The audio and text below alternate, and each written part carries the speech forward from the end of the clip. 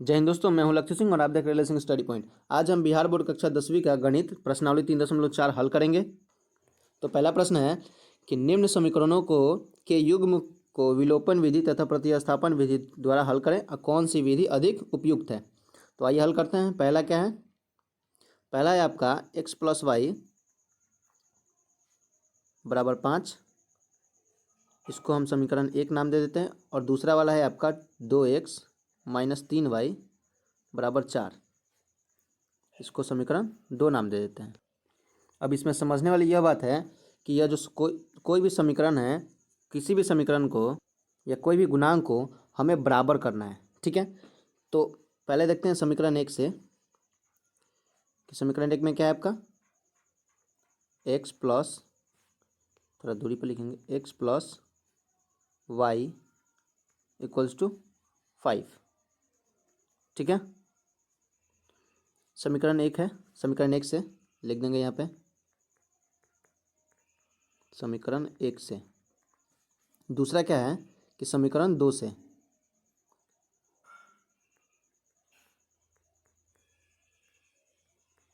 समीकरण 2 में आपका क्या है कि 2x फिर है माइनस 3y और बराबर में 4 है। अब इसको गुना करके कोई भी गुणांक हमें बराबर करना है। जैसे कि दूसरे समीकरण में देखिए कि यहाँ पे 3y है। ठीक है, यदि हम इसमें गुना 3 करें, ठीक है, अब देखिए इसको थोड़ा हम नीचे लिखते हैं। ठीक है, यदि हम यहाँ लिखें कि समीकरण 1, ठीक है, कितना है समीकरण 1 में, सॉरी x है प्लस में y और बराबर में 5। ठीक है, फिर समीकरण 2 में है आपका 2x माइनस में 3y और बराबर में 4 है। अब हमें कोई भी गुणांक को बराबर करना है। तो यदि हम समीकरण 1 में 3 से गुना करें तो सब में गुना होगा। तो 3 में यदि हम x से गुना करेंगे तो 3x हो जाएगा। 3 में फिर y से गुना करेंगे तो 3y हो जाएगा। 3 में फिर 5 से गुना करेंगे तो 5 तियाँ 15 हो जाएगा। यहाँ पे 15 हो जाएगा आपका। ठीक है, अब देखिए कि y वाला जो गुणांक है वो आपका बराबर हो चुका है। अब यदि हम एक समीकरण में किए तो दूसरे समीकरण में भी हमें गुना करना होगा। तो हम 1 से गुना करेंगे, तो 1 से गुना करेंगे तो वही होगा। अब देखिए कि y के जो गुणांक हैं, y के गुणांक बराबर हो चुके हैं।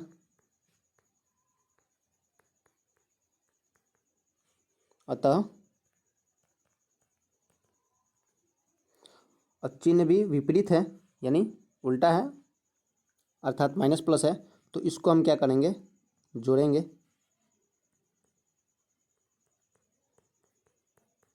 जोड़ेंगे तो देखिए इसको हम समीकरण 3 नाम दे देते हैं और इसको 4। तो अब क्या होगा कि समीकरण 3 और 4 को जोड़ने पर समीकरण 3 और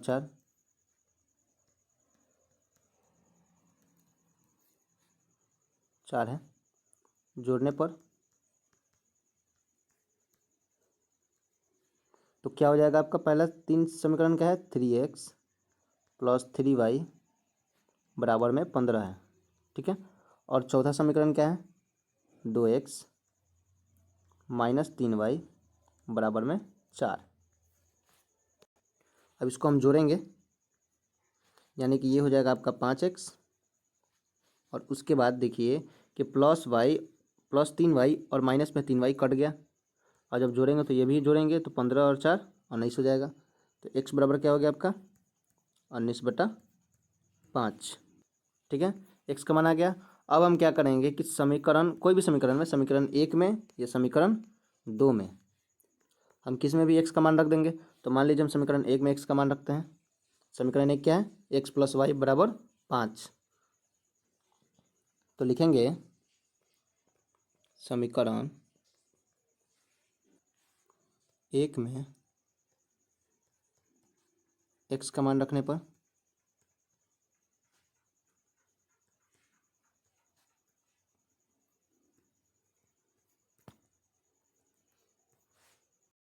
तो समीकरण 1 है आपका x प्लस वाई बराबर 5 है। तो x का मान कितना आया है? 19/5 है। तो रखते हैं x का मान 19/5 रखते हैं। x का मान प्लस वाई बराबर में 5 हो जाएगा। तो y बराबर क्या हो जाएगा? 5। और ये प्लस में जो 19/5 है वो पक्षांतर होगा तो माइनस में हो जाएगा 19/5। ठीक है। तो y बराबर क्या हो गया? एलसीएम निकला आपका तो 5 हो गया। और यहाँ पे कुछ नहीं है तो हम 1 मान लेते हैं। तो 5 25 और 19 से कम 19। ठीक है। तो y बराबर हो जाएगा 25 में से 19 गया तो 6 हो गया, बटा में 5 हो गया। तो अब आप देखिए कि x का मान जो आया है आपका 19/5 और y का मान कितना आ गया? 6/5। ठीक है, यही आपका उत्तर हो गया। देखते हैं अगला प्रश्न। 2 नंबर प्रश्न है कि 3x plus 4y equal to 10 और 2x minus 2y equal to 2। तो अब इसको हल करते हैं हम। तो दूसरा नंबर है आपका 3x plus 4y, sorry 4y होगा, बराबर में 10 है। इसको समीकरण हम 1 मान लेते हैं। ठीक है। दूसरा समीकरण में 2x minus 2y equal to में 2 है। इसको हम समीकरण नाम 2 दे देते हैं। अब देखिए इसमें भी आपका गुणांक, कोई भी गुणांक बराबर करना होगा। तो आप कोई भी गुणांक को बराबर कर सकते हैं, बस वही गुणांक बराबर होगा जो होने वाला हो। ठीक है। तो समीकरण 1 इसको कौन सा है? 3x प्लस 4y बराबर में 10 हो गया। समीकरण 2 में क्या है आपका? 2x माइनस में 2y और बराबर में 2। अब यहाँ पे क्या गुना कीजिएगा? समीकरण 1 में देखिए, अगर समीकरण 1 में हम कोई भी गुना ऐड करते हैं तो अत्यधिक हो जाएगा। तो यदि हम समीकरण 2 में हम गुना 2 करें तो कितना हो जाएगा? यहाँ पे 2 में 2 से करेंगे तो 4x हो जाएगा। इसको हम मिटा देते हैं। यदि हम समीकरण 2 में गुना करें 2 से तो 2 दुना का हो गया आपका 4x हो गया। और फिर 2 में 2y से करेंगे तो कितना हो जाएगा? 4y हो जाएगा। और फिर 2 में करेंगे तो 4 हो जाएगा। अब देखिए y वाला गुणांक जो है आपका बराबर आ गया है। अब समीकरण 1 में हम 1 से गुना कर देंगे तो उतना ही होगा। ठीक है। इसको हम समीकरण नाम 3 दे देते हैं और इसको 4। तो आप देखिए y का गुणांक बराबर आ गया है और चिन्ह जो है विपरीत है, तो इसको हम जोड़ेंगे। तो समीकरण 3 और 4 जोड़ने पर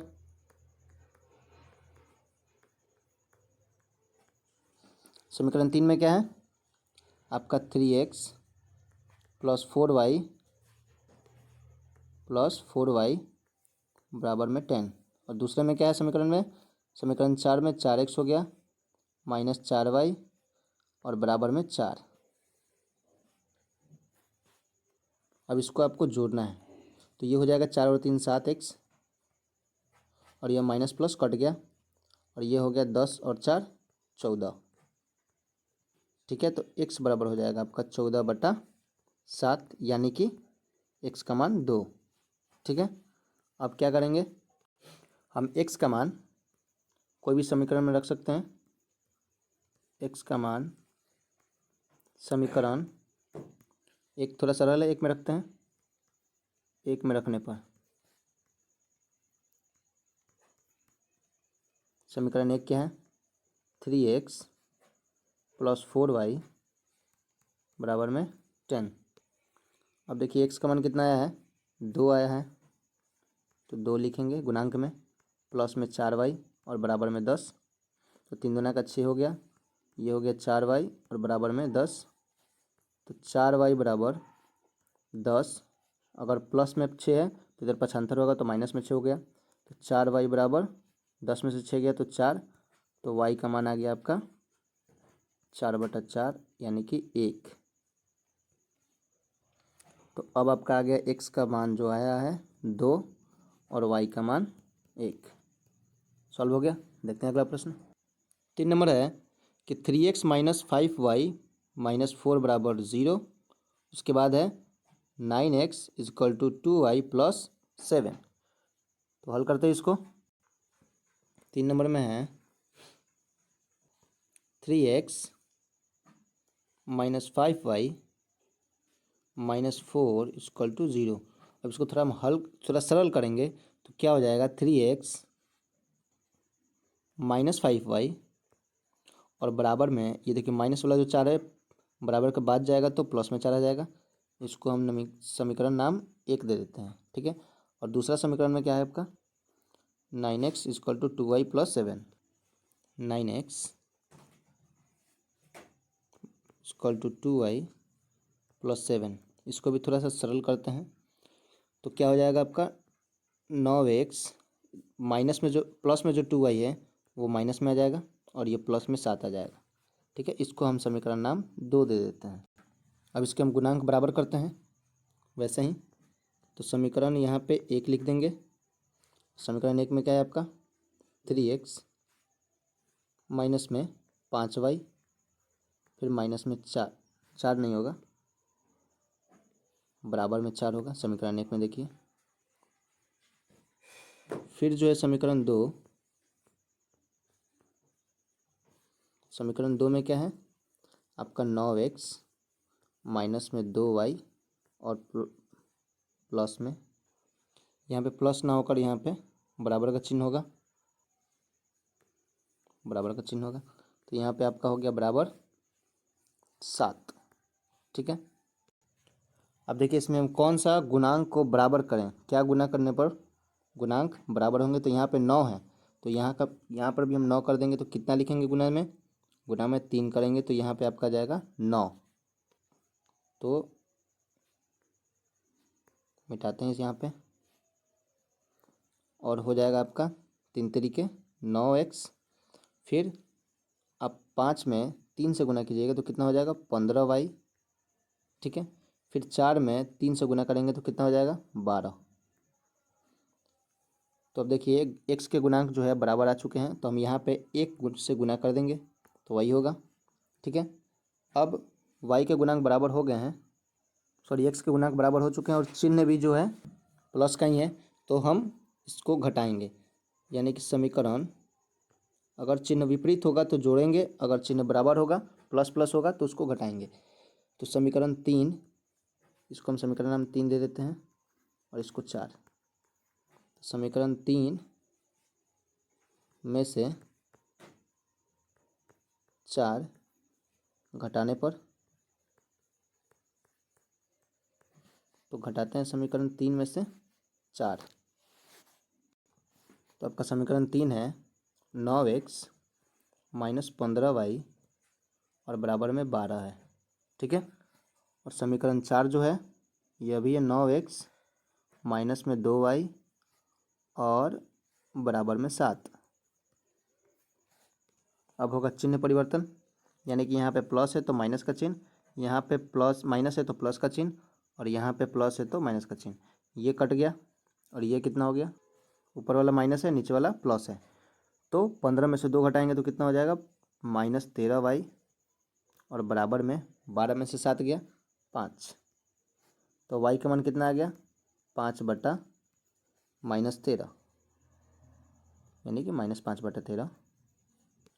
अब यदि हम y का मान समीकरण 1 में रखते हैं, y का मान समीकरण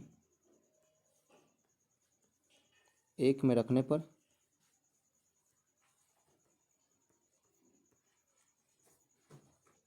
तो समीकरण 1 है 3x minus 5y equal to 4।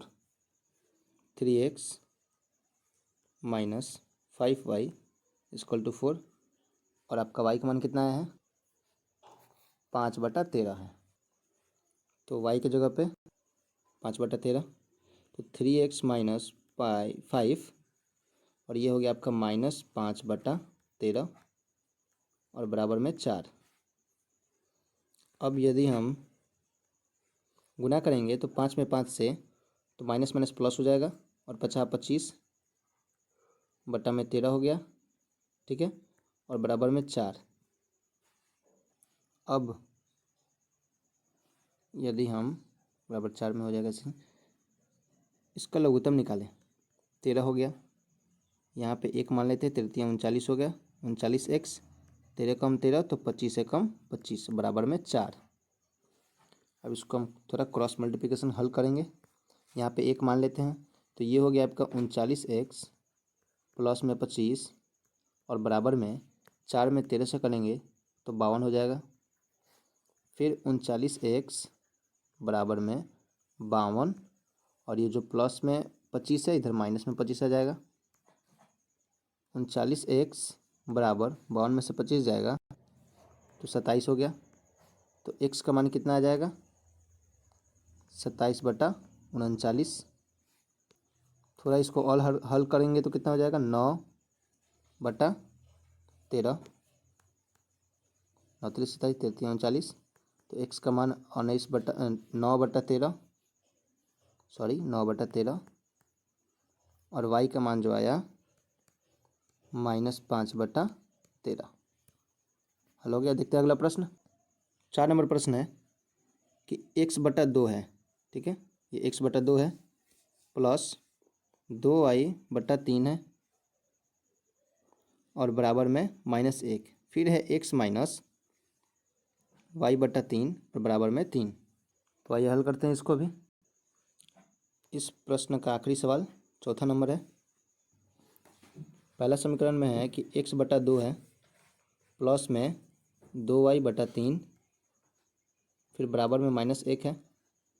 अब यदि हम इसको थोड़ा और हल करें, 3 दूना का 6 हो गया, एलसीएम तो 2 3 6x 3x, फिर 2 दूना का 4 y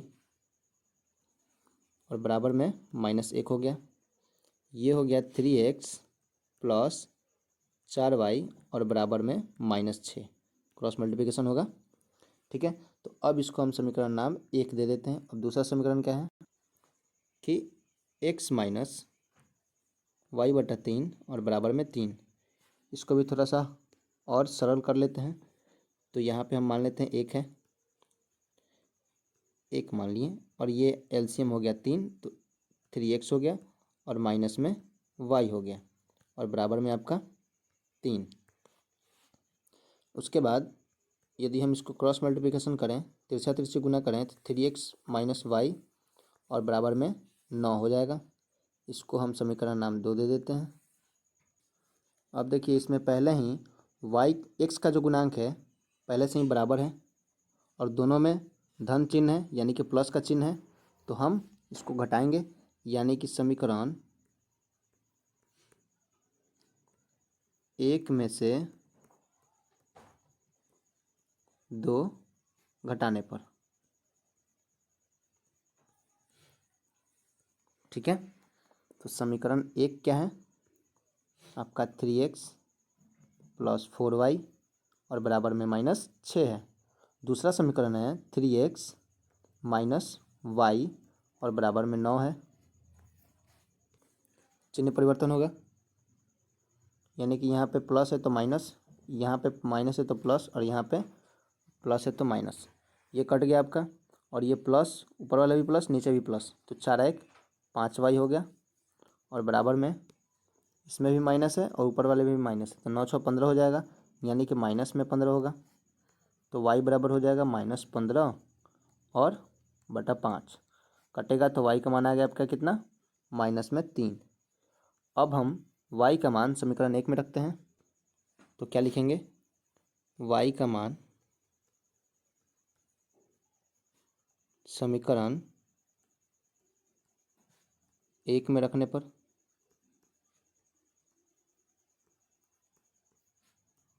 देखिए कि समीकरण 1 क्या है। समीकरण 1 में है 3x प्लस 4y बराबर में है आपका -6 और y का मान -3 है, तो रखते हैं इसका मान। तो समीकरण 1 में है 3x plus 4y equal to -6। अब y का मान रखते हैं तो 3x प्लस 4 और y का मान है -3 और बराबर में -6 हो गया। तो 3x प्लस 4×3 = 12 यानी कि -12 हो जाएगा और बराबर में -6। तो 3x और प्लस और माइनस माइनस हो गया 12 में और बराबर में -6 हो गया। फिर 3x बराबर -6, इधर का जो -12 है प्लस में आ जाएगा, चिन्ह परिवर्तन होगा बराबर के बाद। अब 3x बराबर 12 में से 6 घटाएंगे तो देखिए धन जो वाला जो चिन्ह है वो अधिक है और ऋण वाला कम है, तो प्लस में ही 6 होगा और x का मान हो गया आपका 6/3 यानी कि 2। तो अब आप देखिए कि x का मान जो आया है 2 आया है और y का मान जो आया है -3 आया है। ये हल हो चुका। अब आगे के प्रश्नों को हम अगले वीडियो में हल करेंगे, अन्यथा वीडियो बहुत बड़ी हो जाएगी। तब तक के लिए धन्यवाद। मिलते हैं अगले वीडियो में। वीडियो पसंद है तो लाइक करें और चैनल को सब्सक्राइब जरूर करें।